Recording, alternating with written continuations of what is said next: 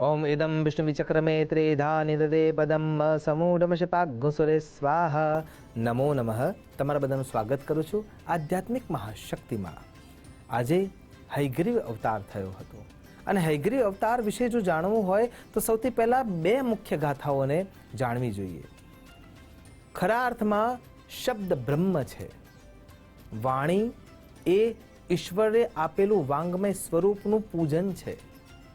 પરા પશ્યંતી મધ્યમાં અને વૈખરી જે આ સચરાચર સૃષ્ટિને શબ્દ રૂપે એક તાંતણે બાંધીને બેઠી છે અને આ જે શબ્દોની મહિમા છે એ જ્યારથી શરૂ થઈ એ ગ્રંથો એટલે કે આપણા ચાર વેદ ઋગ્વેદ, યજુર્વેદ, સામવેદ અને અથર્વવેદ, બ્રહ્માજીએ જ્યારે સૃષ્ટિની રચના કરી એ વખતે શબ્દો હતા નહીં, નીરવતા હતી અને નીરવતાના કારણે થઈને બ્રહ્માજી ખૂબ દુઃખી થયા હતા।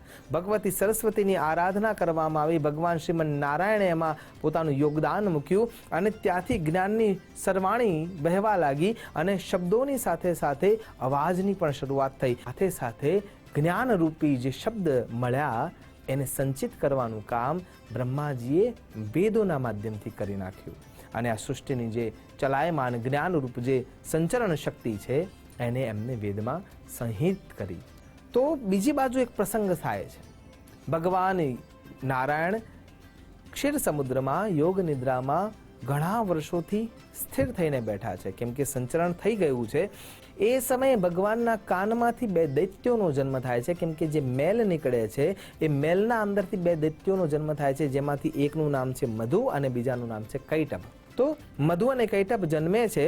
જન્મ્યા પછી એ પણ ઘોર તપશ્ચર્યા કરે છે। ભગવતી પરાંબિકા રાજેશ્વરી સાધન ભૂતા ઈશ્વરા માયા મહામાયાને એ પૂજિત કરે છે અને તપશ્ચર્યા કર્યા બાદ એક જ વરદાન માગે છે કે અમારે અમર થવું છે, પણ એ પૃથ્વીના કે આ બ્રહ્માંડના નિયમોના વિરુદ્ધ હોવાના કારણે થઈને એમને અન્ય વ્યવસ્થા પૂછવામાં આવે છે ત્યારે એમ કહે છે કે અમને ઈચ્છા મૃત્યુનું વરદાન જોઈએ છે।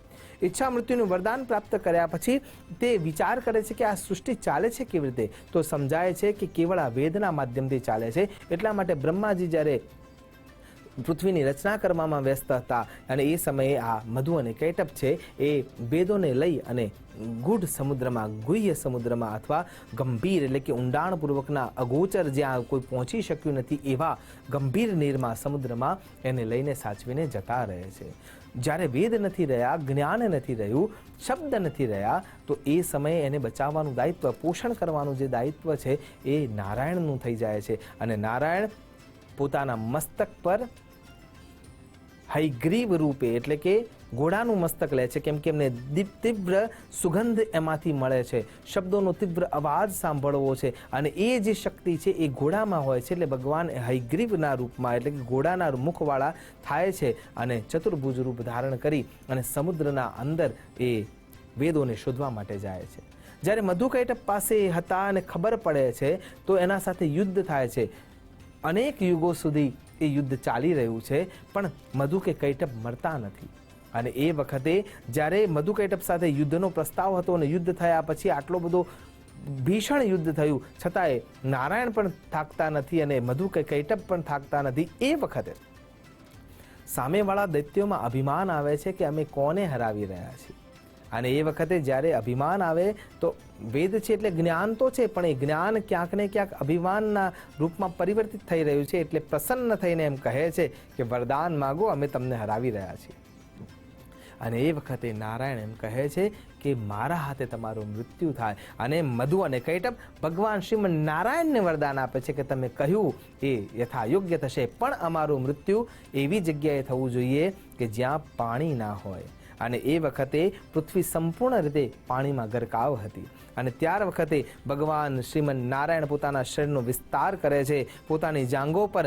મધુ અને કૈટભને સ્થાન આપે છે અને પોતાની જે કૌમુદી ગદા છે એ ગદાના પ્રહારથી જે અસમના જોડે મણિકુટ નામનો જે પર્વત છે ત્યાં એમના ઉપર પ્રહાર કરી અને એમનો નાશ કરે છે। એમાંથી જે મધુ નામનો જે દૈત્ય છે એનું શરીર એટલું વિરાટ અને વિસ્તાર પામે છે અને એના શરીરના અંદર રહેલો જે મેદ છે એ મેદ છે આ પૃથ્વીને ઢાંકીને બેસી જાય છે અને એટલા માટે પૃથ્વીને એક નામથી આપણે ઓળખીએ છીએ જે નામ છે મેદિની।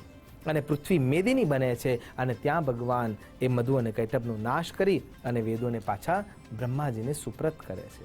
આ પહેલી ઘટના પૂર્ણ થાય છે. બીજી ઘટના જોવા મળે છે કે જે કશ્યપ મહારાજ છે અને દિતિના વિચારથી એક સંતાન ઉત્પન્ન થઈ રહ્યું છે અને એ સંતાન હયગ્રીવ રૂપે ઉત્પન્ન થાય છે. શરીર મનુષ્યનું છે પણ મસ્તક ઘોડાનું છે.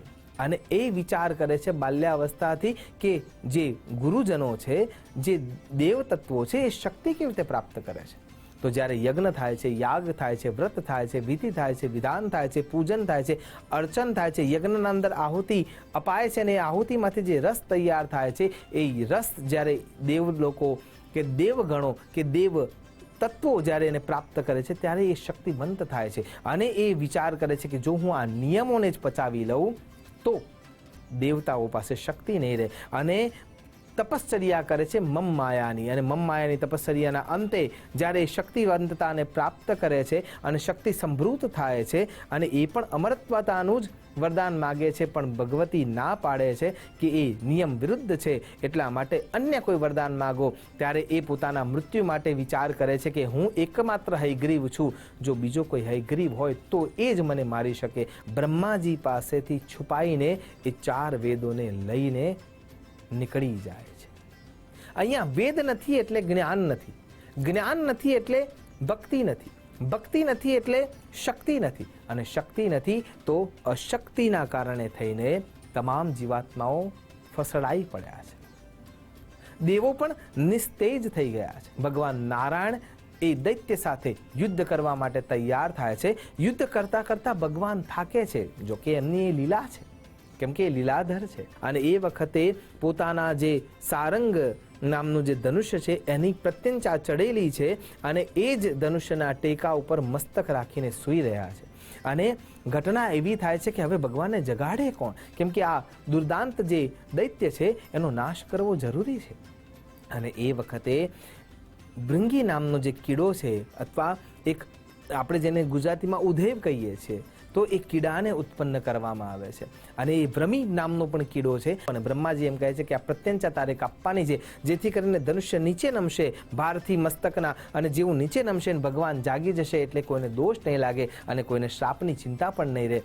તો જેવો એ કીડો એ ભૃંગ એને કાપે છે અને આશ્ચર્યની વાત એ છે કે એ વખતે જે પ્રત્યંચા છે એ વીંટળાય છે અને એટલી તીવ્રતાથી જે અવાજ થઈ રહ્યો છે પ્રત્યંચાનો, અને એનાથી ભગવાન શ્રીમન નારાયણનું મસ્તક છેદાઈ જાય છે.